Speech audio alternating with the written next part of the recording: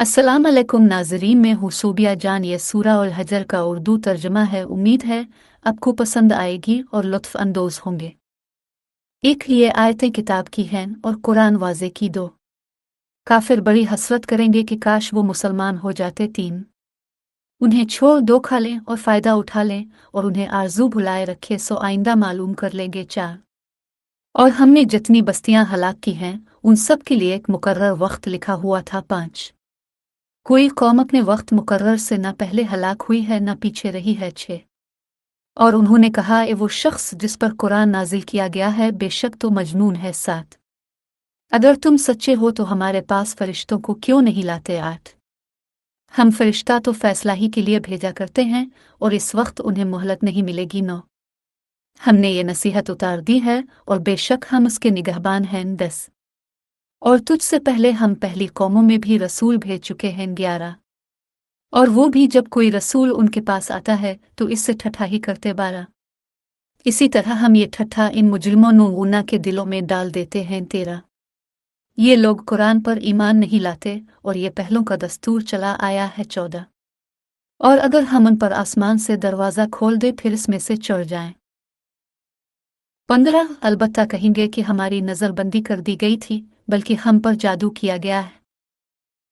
16, और अलबत्ता तहकीक हमने आसमान पर बुर्ज बनाए हैं और देखने वालों नूना की दर में उसे रौनक दी है। 17, और हमने इसे हर शैतान मरदूद से महफूज रखा। 18, मगर जिसने चोरी से सुन लिया तो इसके पीछे चमकता हुआ अंगारा पड़ा। 19, और हमने ज़मीन को फैलाया और उस पर पहाड़ रख दिए और आस में हर चीज़ अंदाजे से उगाई। 20, और आस में तुम्हारे लिए रोज़ी के असबाब बना दिए और आन के लिए भी जिन्हें तुम रोज़ी देने वाले नहीं हो। 21, और हर चीज़ के हमारे पास खजाने हैं और हम सिर्फ उसे अंदाज़ा मुईन पर नाजिल करते हैं। 22, और हमने बादल उठाने वाली हवाएं भेजें, फिर हमने आसमान से पानी नाजिल किया, फिर वो तुम्हें पिलाया और तुम्हारे पास इसका खजाना नहीं है। 23, और बेशक हम ही जिंदा करते और मारते हैं और खैर मालिक भी हम ही हैं। 24, और हमें तुम में से अगले और पिछले सब मालूम कर ले। 25, और बेशक तेरा रब ही उन्हें जमा करेगा, बेशक वो हिकमत वाला खबरदार है। 26,